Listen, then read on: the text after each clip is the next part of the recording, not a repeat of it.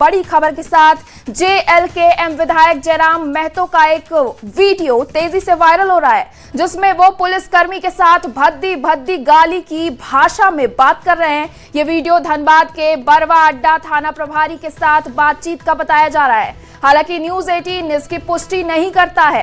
दरअसल बड़ा पिछड़ी पंचायत की मुखिया योशिदा देवी के फर्जी हस्ताक्षर से जाति और आवासीय प्रमाण बनाने के आरोप में पुलिस ने जेएलकेएम से जुड़े गणेश दास को गिरफ्तार किया था, जिससे नाराज होकर जयराम महतो ने थाना प्रभारी रवि कुमार को व्हाट्सएप फोन किया था और थानेदार की गंदी गंदी गाली देने उनको शुरू कर दी। साथ ही झारखंड में सरकार बदलने पर अंजाम भुगतने की भी धमकी दे डाली है। बातचीत का ये क्लिप अब सोशल मीडिया पर वायरल हो रहा है। ये ऑडियो क्लिप 22 अगस्त का बताया जा रहा है। तुम गोली मार दो, जिस दिन सरकार सबसे पहले तुम सुनेगा। तुम साले मीठा मीठा बोलते हो और पीठ पीछे साला बोलते हो, फिर भी किया है। तुम लोड़ा उसको गोली मार दो गणेश दास को। लेकिन यार दिन सरकार बदला, साले तुम झारखंड के किसी कोने में रहो। ठीक है सर, वो आपका सर अधिकार है, लेकिन क्या आपका साले नहीं वो सर अब ऐसे आदमी से सब चलो तुम खत्म चलेगा बे। हम क्या किए उसका, हमको कहाँ पता कि जेल कैंप का आदमी है सर, क्राइम कर आपके पास कोई कुछ नहीं करेगा। तुम साला जानबूझ के बदमाशी की हो। हम क्या बदमाशी किए हैं सर, हम थोड़ा ना बोले उसको मोहर फर्जी बना के बनाने के लिए। अरे वो तो प्रमाण है, तो वो फर्जी हाँ प्रमाण है सर, कौन है प्रमाण? प्रमाण है थोड़ी ना। और एकदम तुमको आज ये एकदम होश आवाज में बोल दिए, तुम अगर झारखंड में तुम्हारा सर्विस रहा और सरकार जिस दिन बदला पर्सनल खुन्नस निकालेंगे। और इसी बीच धनबाद से बड़ी खबर है, गालीबाज विधायक पर एक्शन लिया जाना है। सिटी एसपी ने ऑडियो की पुष्टि कर दी है। आपको बता दें, एमएलए जयराम महतो के खिलाफ एफआईआर कर दी गई है। थाना प्रभारी की शिकायत पर एफआईआर की गई। थाना प्रभारी रवि कुमार की शिकायत पर एफआईआर दर्ज की गई है। आपको बता दें 8 अन्य के खिलाफ भी एफआईआर दर्ज की गई है। पुलिस पर दबाव के लिए ली गई है गाली। और इस खबर पर ज्यादा जानकारी के साथ हमारे न्यूज 18 संवाददाता संजय गुप्ता जुड़ गए हैं। संजय, ये बड़ी खबर, एफआईआर दर्ज हो गई है क्या? कुमार थाना प्रभारी उसके लिखित शिकायत के बाद में जयराम महतो सहित 8 नामजद और 40 से 50 अज्ञात के खिलाफ में एफआईआर की गई है। और सबसे बड़ी बात है कि 21 अगस्त को जब मुखिया के फर्जी हस्ताक्षर और उसके कई दस्तावेजों को प्रयोग करने को लेकर गणेश नाम के एक युवक को पुलिस ने हिरासत में लिया था और उसे थाना लेकर आई थी, और जो कि जेएलकेएम का एक कार्यकर्ता था। और उसी को लेकर जब विधायक को इस बात की जानकारी हुई तो पहले फोन पर थाना प्रभारी के साथ भयानक तू में हुई, उसमें गालियां भी दी गई और इसके बाद धमकी भी यह भी दिया गया कि अगर सरकार बदलती है तो उसके बाद उससे पर्सनल खुन्नस भी निकालेंगे। और इसमें सबसे बड़ी बात है, उन्होंने सीधे तौर पे कहा कि जो ये धमकी दे रहे हैं उसे वो दीवार में लिख ले। लेकिन सबसे बड़ी बात होती है कि जिस पद पर विधायक जयराम महतो है उसके द्वारा इस तरह के अपशब्द करना, गाली देना या कहीं से भी कोई उचित नहीं कहा जा सकता। फिलहाल इस मामले में पुलिस ने एक्शन ली है। थाना प्रभारी के लिखित शिकायत के बाद में प्राथमिकी दर्ज की गई है और सिटी एसपी ने भी इस ऑडियो को लेकर पुष्टि की और उन्होंने कहा कि सभी के खिलाफ में नामजद एफआईआर किया गया है, सरकारी काम में बाधा डालने की बात कही गई है और इसे लेकर अब जांच की जा रही है। और इससे पहले जब मुखिया की बात होती है तो उनके समर्थकों के साथ में भी बहसबाजी हुई थी, हाथापाई हुई थी और उस समय भी मुखिया के पुत्र ने भी जयराम महतो पर जाति सूचक शब्द करने और मारपीट करने का आरोप लगा के एक अलग मामला दर्ज कराया था। कुल मिलाकर अब तक कई एफआईआर जो है जयराम महतो विधायक पर हो चुके हैं, लेकिन यह जो मामला है विधायक के द्वारा थाना प्रभारी को 8 अन्य लोगों के खिलाफ एफआईआर दर्ज की गई है। 8 अन्य लोग जो हैं उनके सहयोगी बताए जा रहे हैं या उनके खिलाफ क्यों एफआईआर दर्ज की गई है? जो 8 अन्य लोग हैं वो सभी जो है तो जेएलकेएम के कार्यकर्ता है, जिसमें से एक तो जिला परिषद के जो पति या प्रतिनिधि के हैं वो भी है और इसके अलावा उन यहाँ के एक मीडिया प्रभारी हैं उनके खिलाफ भी मामला दर्ज किया गया। और इसके साथ में जो उस दिन समर्थक के रूप में जो थाना पर में पहुंचे थे उन सभी लोगों पर 40 से 50 अज्ञात पर प्राथमिकी दर्ज की गई है और पुलिस इस पूरे मामले में जांच करी है। थाना परिसर में जो सीसीटीवी लगी हुई थी उसकी भी जांच की जा रही है और साथ ही साथ ये जो गाली वाली जो स्थिति आई है उसे लेकर क्षेत्र में चर्चा का विषय बना हुआ, क्योंकि विधायक जैसे गरिमामयी पद पर अगर कोई इस तरह की गाली गलौज और धमकी देते हैं तो कहीं ना एक बड़ा सवाल होता है, क्योंकि सदन में बैठने के बाद कानून जी बहुत शुक्रिया संजय, तमाम जानकारी के लिए। आप इस खबर पर नजर बनाकर रखिए, बहुत शुक्रिया। और इधर देखिए, डुमरी विधायक की थाना प्रभारी को गाली और धमकी मामले को लेकर प्रदेश कांग्रेस के पूर्व अध्यक्ष राजेश ठाकुर ने प्रतिक्रिया दी है। उन्होंने कहा है कि कई बार पुलिस भी जनप्रतिनिधियों को नजरअंदाज करते हैं तो कई बार विधायक भी आपा खो बैठते हैं। ऐसे में दोनों को अपनी मर्यादा का ख्याल रखना चाहिए। कई बार जनता की बातों को लेकर के विधायक सांसद उग्र हो जाते हैं। वैसे में उन्होंने कुछ कहा है तो निश्चित रूप से सारी बातों को देख समझ करके ही कोई बात रखी जा सकती है। एक बात स्पष्ट है कि कम उम्र के विधायक हैं और कई बार कई विधायकों का आपने देखा होगा इस तरह की बातें सामने आ जाती है। और देखिए, रांची से बड़ी खबर है। आज सीएम हेमंत सोरेन, हेमंत कैबिनेट की बैठक है। दोपहर 3 बजे हेमंत कैबिनेट की बैठक होनी है। कई बड़े फैसले इसमें लिए जाने की उम्मीद जताई जा रही है। आपको बता दें, जेपीएससी पुनर्गठन पर मुहर लग सकती है। इस बैठक में अध्यक्ष सदस्यों पर भी मिल सकती है मंजूरी। ये बड़ी खबर हम आपको बता रहे हैं। और कई अहम प्रस्ताव भी पास हो सकते हैं। जैसे कि खबरें आ रही हैं, जेपीएससी का पुनर्गठन का प्रस्ताव कैबिनेट में आने की संभावना है और मुझे लगता है आना भी चाहिए। जेपीएससी पुनर्गठित होगा, आगे की कार्रवाई फिर से छात्रों के लिए वैकेंसीज निकालनी है, परीक्षाएं लेनी है, रिक्वेजिशन भेजना, तमाम जो काम जेपीएससी के होते हैं वो सुचारू रूप से चले और एक निष्पक्ष काबिल विद्वान आदमी उस पद पर बैठे। मैं समझता हूं ये काम बहुत जल्द सरकार द्वारा की जाएगी। और देखिए, बड़ी खबर दुमका से है, जहां बासुकी नाथ धाम में फंगस लगे पेड़े को जब्त किया गया है। साथ ही खाद्य सुरक्षा विभाग की टीम ने भारी मात्रा में पेड़ा बनाने के लिए रखे गए सामान को भी जब्त किया है। दरअसल खाद्य सुरक्षा विभाग की टीम ने बाजार में छापेमारी की, दुकान में बन रहे सामान की जांच की गई थी। इसी दौरान एक दुकान में बंद पैकेट में पेड़ा का सैंपल लिया गया जिसमें फंगस लगा था, जिसके बाद टीम तत्काल प्रभाव से फंगस लगे मेवे और पेड़ा को जब्त उन्होंने कर लिया है और मौके पर ही नष्ट करा दिया गया है। साथ ही सैंपल को लैब भेज दिया गया है। रात में यहाँ हम लोग आए थे, एक सीताराम हाजी का घर है, वहाँ भी पेड़ा बन रहा था। इलायची दाना बन रहा था, उन्हें पहले देखा आपने, फिर पेड़ा बन रहा था। पेड़ा का स्टॉक रखा हुआ था, पेड़ा एक्चुअली बनते हुए नहीं पाया गया। तो स्टॉक में कुछ पेड़ों में के जो ढेर में है पैकेट में फंगस पाया गया था, तो हमने उनका नमूना ले लिया है और कुछ पेड़े जो हमने जब्त किए हुए हैं और जांच प्रतिवेदन आने पे पेड़े की अपना तक कार्रवाई करेंगे। जो फंगस लगे पेड़े हुए हैं उनको फिर से आइसोलेट करके उनको नष्ट करने की प्रक्रिया की जाएगी। और बढ़ते हैं आगे। भर्ती परीक्षाओं में पारदर्शिता और व्यवस्था में सुधार की मांग को लेकर छात्र नेता देवेंद्र महतो की यात्रा हजारीबाग पहुंची। 24 अगस्त को रामगढ़ के नेमरा गांव से शुरू हुई यात्रा के दौरान देवेंद्र महतो और उनकी टीम ने हजारीबाग में रात्रि विश्राम किया। मंगलवार को यात्रा चतरा के लिए रवाना हो गई। देर शाम हजारीबाग के गांधी मैदान में सभा का आयोजन किया जाएगा। हजारीबाग पहुंचने पर देवेंद्र महतो ने कहा कि छात्र हित में शुरू की गई इस यात्रा का राजनीतिकरण नहीं होना चाहिए।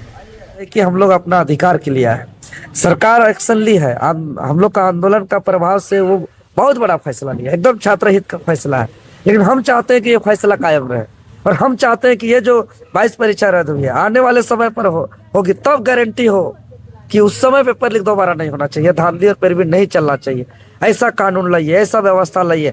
फॉर्म भरने से लेकर एडमिट कार्ड जारी करने से लेकर परीक्षा देने से लेकर परीक्षा परिणाम से लेकर नियुक्ति ज्वाइनिंग तक हर चरणों का जवाबदेही सुनिश्चित। और देखिए, रांची से बड़ी खबर है। वित्त मंत्री राधाकृष्ण किशोर ने राज्य के आर्थिक हितों को लेकर नेता प्रतिपक्ष को पत्र लिखा है। केंद्र सरकार के MMDR कानून में प्रस्तावित संशोधन को लेकर वित्त मंत्री ने चिंता जताई है और कहा है कि इससे खनिज संपदा से समृद्ध झारखंड को भारी राजस्व नुकसान हो सकता है।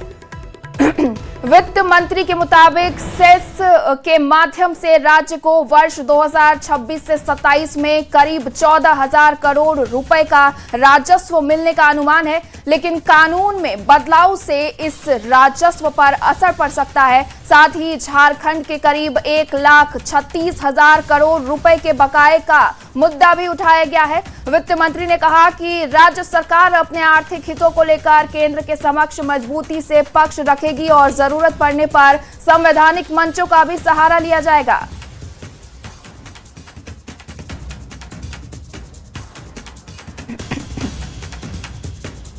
और देखिए, केंद्र सरकार के MMDR संशोधन कानून को लेकर नेता प्रतिपक्ष बाबूलाल मरांडी के नाम से लिखी गई वित्त मंत्री राधाकृष्ण किशोर की चिट्ठी चर्चा में है। इस पत्र को लेकर JMM ने बीजेपी पर निशाना साधा है। JMM प्रवक्ता मनोज पांडे ने कहा कि बाबूलाल जी शिक्षक रहे हैं, उन्हें अब इन बातों को समझाने की जरूरत पड़ रही है। वहीं बीजेपी ने जवाब देते हुए कहा कि वित्त मंत्री ने अपने पत्र में तथ्यों को छुपाने की कोशिश की है। ऐसा है, राज्य के रिसोर्सेज को अपने हाथों में लेना ये राज्यों के साथ घोर अन्याय है, क्योंकि ये सुप्रीम कोर्ट के जजेस ने भी ये अधिकार दिया हुआ है कि अगर राज्य के पास मिनरल्स हैं जिससे पूरा देश समृद्ध हो रहा है, तो उस मिनरल्स का लाभ यहाँ के राज्य सरकार को मिलना चाहिए। ऐसा नहीं कि सब कुछ केंद्र द्वारा नियंत्रित हो। GST के कारण कितना कुछ झेलना पड़ता है। 1,36,000 करोड़ जो केंद्र के पास बकाया था, अब इस बिल के आने पर शायद वो उसको भी नहीं देना चाहेंगे। इस कानून को जनता के पास लेकर जाने वाली है। कानून में क्या प्रावधान किया गया है और सेस के नाम पर किस प्रकार से यहाँ पर लूट हो रही थी, वो जनता को हमारे कार्यकर्ता बताने वाले हैं। जिस प्रकार से आपने देखा है कि झारखंड में बहुत सारे उद्योग चल रहे हैं, वो झारखंड से लोग कोयला नहीं ले रहे हैं, वो उड़ीसा से मंगा रहे हैं।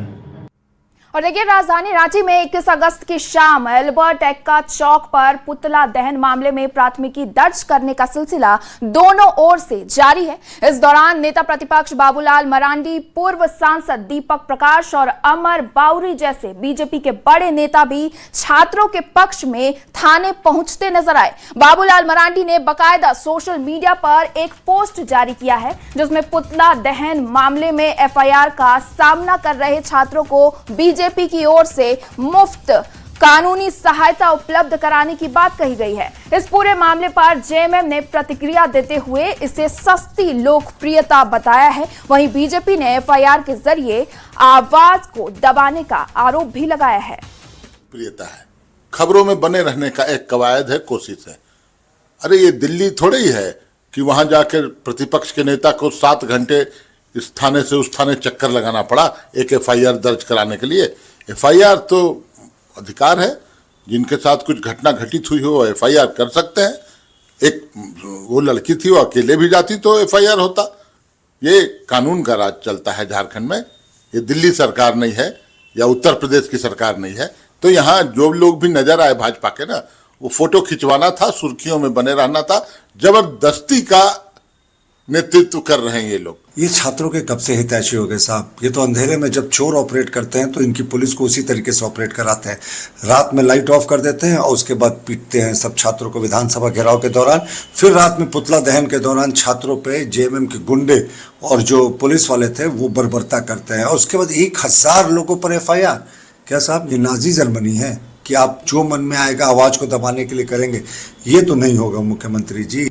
और देखिए जामताड़ा से खबर है। जामताड़ा के कर्माटांड में पिछले दिनों तोड़फोड़ और मारपीट मामले को लेकर हिंदू संगठनों का गुस्सा बढ़ता जा रहा है। हिंदू समाज से जुड़े लोगों ने इस मामले में कार्रवाई के लिए अब प्रशासन पर दबाव बनाना शुरू कर दिया है। इन लोगों ने मौन मार्च करके आरोपियों की जल्द गिरफ्तारी और पूरे मामले की निष्पक्ष जांच की मांग की है। वो भी समझे कि उदय यादव जी को उन्होंने एक टिप्पणी किया था, हमारा ही पोस्ट था, उसमें एक टिप्पणी किया था और उस टिप्पणी के कारण उसका घर को लुटा गया, हमारी माँ बहनों को छेड़ा गया, वहाँ के मंदिरों में मुता गया, वहाँ के घंटी को तोड़ा गया। उसके विरोध में आज हम लोग शांति मार्च काला पट्टी पहन करके उनका विरोध किए हैं और प्रशासन से ऐसे लोगों को जल्द से जल्द उसकी गिरफ्तारी हो, उसके लिए हमने 24 घंटा का उनको समय दिया है। हम लोगों ने शांतिपूर्ण तरीके से आज तक प्रोटेस्ट किया है। वहाँ पर जिस तरह से थनाडी में घटना घटी है, मंदिरों को तोड़ा गया है, घर को तोड़ा गया, महिलाओं पर अत्याचार किया गया, उस पर शीघ्र कार्रवाई नहीं किया जाएगा और उन लोगों का गिरफ्तार यदि नहीं होता तो हम लोग शनिवार से कतारबद्ध हो करके आपका आंदोलन करने का काम करेंगे। आज हम लोग मौन मार्च निकालें, प्रशासन को ये संदेश दिए कि हम लोग उपद्रवी नहीं है, हम लोग का जो संस्कृति है उसके हिसाब से हम लोग चल रहे हैं। 48 घंटा हो गया, अभी तक प्रशासन कोई कार्रवाई नहीं किया। अगर आने वाले समय में 24 घंटा में कार्रवाई प्रशासन नहीं करेगा तो हम लोग मौन नहीं रहेंगे, हम लोग चरणबद्ध आंदोलन करेंगे। और देखिए धनबाद में भू धसान से नुकसान और प्रभावित लोगों के पुनर्वास को लेकर बीसीसीएल के अधिकारी और मंत्री और जल संसाधन विभाग के मंत्री हफीजुल हसन के बीच करीब 4 घंटे तक मैराथन बैठक हुई है। बैठक के बाद मंत्री ने दावा किया है कि प्रभावितों और बीसीसीएल के बीच समझौता हो गया है, लेकिन बीसीसीएल के सीएमडी ने इसको लेकर कोई बयान नहीं दिया है। वहीं मंत्री ने कहा है कि सभी मुद्दों पर सहमति बन गई है। बता दें कि 7 अगस्त को कतरास में भू धसान हुआ था, जिसके चलते 17 दिन बाद सोमवार को सर्किट हाउस में एक अहम बैठक हुई, जिसमें प्रभावित लोगों के पुनर्वास, मुआवजा, मेडिकल मदद सहित कई मुद्दों पर समझौता हुआ है। ताकि आप माने सर्वे कराकर जो है डेंजर जोन घोषित करके जो है उसमें बालू भराई करके या ओबी भराई करके उसको पैक करें और जो रैती प्लॉट है उस क्षेत्र में उसका मुआवजा जो होता है कानूनी ढंग से जो प्रक्रिया आपका है उस पर आप करें। पुनर्वासन को लेकर पुनर्वासन करके जो है आपको बिलगड़िया के बाद हम लोगों ने इनकार किया तो वे तेतुलमारी जो है टाउनशिप बना है, उसके लिए हम लोगों ने प्रस्ताव किया है, बोले हैं कि हम करेंगे। पहले भी चर्चा हो चुकी थी, उसमें 1-2 पॉइंट को हम लोग घटा और सहमति बनी है। चलिए सब बहुत बढ़िया हुआ, लिखित रूप में आश्वासन दिए हैं, सब बढ़िया हुआ। बड़ी खबर गिरिडीह से है, जहां भू धसान की घटना से हड़कंप मच गया है। भू धसान की चपेट में सीसीएल का लंकास्टर अस्पताल भी आ गया है, जिसके 2 भवन पूरी तरह से क्षतिग्रस्त हो गए हैं। वहीं सड़क सहित आसपास का हिस्सा भी चपेट में आया है और कई जगहों पर बड़ी बड़ी दरारें पड़ गई हैं। भू धसान की खबर के बाद सीसीएल के अधिकारियों ने मौके का जायजा लिया और तत्काल अस्पताल के सभी कर्मचारियों को बाहर निकाला गया है। साथ ही सुरक्षा के मद्देनजर अस्पताल परिसर में किसी के भी प्रवेश पर रोक लगा दी गई है। साइड पर आए हैं, इंस्पेक्शन कर रहे हैं, पूरे एरिया को हम लोग कॉर्डन ऑफ कर देंगे, कोई आदमी ना आए, जानवर ना आए और उसके बाद इसको थोड़े दिनों के लिए हमको ऑब्जर्व करना पड़ेगा कि भू धसान का जो है उसमें मूवमेंट और बढ़ रहा है घट रहा है, उसके हिसाब से फिर हम लोग आगे कार्रवाई करेंगे। सबसे पहले है कि आदमी का एंट्री हर। और देखिए बड़ी खबर धनबाद से है, जहां यूरिया की कालाबाजारी का मामला सामने आया है। नतीजा किसानों को दोगुने दाम में खाद खरीदना पड़ रहा है। टुंडी में यूरिया की जमकर कालाबाजारी हो रही है, जिसके वजह से जो यूरिया किसानों को 6 रुपए किलो मिलना चाहिए था, वो 12 से 16 रुपए प्रति किलो तक मिल रहा है। 45 किलो के जिस यूरिया के बोरे की कीमत 267 रुपए 50 पैसे होनी चाहिए, जो है वो खुले बाजार में 12 से 16 रुपए प्रति किलो मिल रहा है, यानी करीब 700 रुपए तक में बिक रहा है। ज्यादातर किसान सरकारी रेट से अनजान हैं और दुकानदारों की मनमानी का शिकार हो रहे हैं। वहीं खाद की कालाबाजारी की शिकायत पर आयुक्त ने कार्रवाई की बात कही है। अभी 420 हमको बताया गया, जिसमें कि 45 केजी है, और ये जो DAP जो है ना 50 केजी का है वो 2000 हमको पता है, जबकि 2100 रुपया है। समस्या है, सार लेने गए थे हाँ, तो हम सोचे 6 रुपया किलो है, तो वहाँ मिल गया 12 रुपया किलो। बोले जो कम करो तो कम नहीं कर रहा। अब बोरा लिए तो 480 रुपया लिए। और स्लिप कितना का दिया आपको? स्लिप 266 रुपया। 266 रुपया हाँ, बोले तो बोला जो जहाँ मिलेगा जो ले लीजिए, हम यहाँ नहीं मिलेगा। 12 रुपया। 12 रुपया। सरकार से कितना रेट में मिल रहा है आपको, कुछ जानकारी है? नहीं, हम लोग को कुछ जानकारी। सरकारी रेट 5 रुपया 92 पैसा है, तो आप लोग को जानकारी नहीं है? तो दुकानदार को बोले तो क्या बोला? दुकानदार बोला जो हम तो यही रेट में बेच रहे हैं। सर शिकायत लिखित में हम लोग को नहीं मिला, बट अभी प्रेस मीडिया से पता चला है, तो हम लोग इस पर कड़ी कार्रवाई करेंगे। किसानों को किसी भी तरह का तकलीफ जो है हम लोग होने नहीं देंगे। अगर राइटिंग में आया था तो बहुत अच्छा है, बट अभी सूचना मिल गई है तो हम लोग तत्काल टीम बना के थोड़ा SIR को लेके सभी मजिस्ट्रेट व्यस्त हैं, और फिर भी हम लोग समय निकाल के 50 किलो रहता है, यूरिया रहता है। और इस खबर पर ज्यादा जानकारी के साथ धनबाद संवाददाता संजय गुप्ता जुड़ चुके हैं। संजय, ये बड़ी खबर, किसानों को नुकसान हो रहा है, प्रशासन कितनी सख्त है इसे लेकर? फिलहाल तो अब मामला संज्ञान जो है तो DC के आया है, और उसके बाद उन्होंने कहा कि पूरी जांच करने के बाद जो भी इस तरह की कालाबाजारी कर रहे हैं उन पर FIR की जाएगी और उनके खिलाफ सख्त कार्रवाई की जाएगी। लेकिन जिस तरीके से किसानों को यूरिया सस्ती सब्सिडी रेट में मिलना था, उसकी एक बड़ी पैमाने पर कालाबाजारी की जा रही है, और जिससे किसान जो है तो काफी परेशान।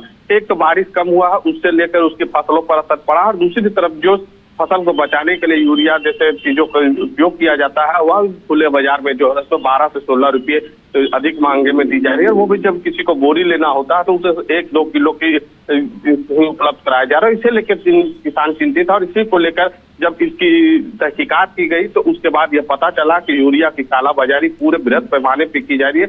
जो भी वहां पर दुकान है, उन दुकानों में जो भी किसान इसको लेने के लिए जाते हैं, उन्हें तो पहले नकारा जाता है, और उसके बाद जब उसे देने के लिए स्वीकृति दी जाती है तो उन दुकानदारों के द्वारा अधिक मूल्य लिया जाता है, जो किसानों के लिए एक सबक बना हुआ है। अब इस मामले में जिले के उपायुक्त ने संज्ञान लिया और उन्होंने कहा है कि इस पूरी नेक्सस की जांच करेंगे, और जांच के बाद जो भी दोषी पाए जाएंगे उन पर सख्त कार्रवाई की जाएगी।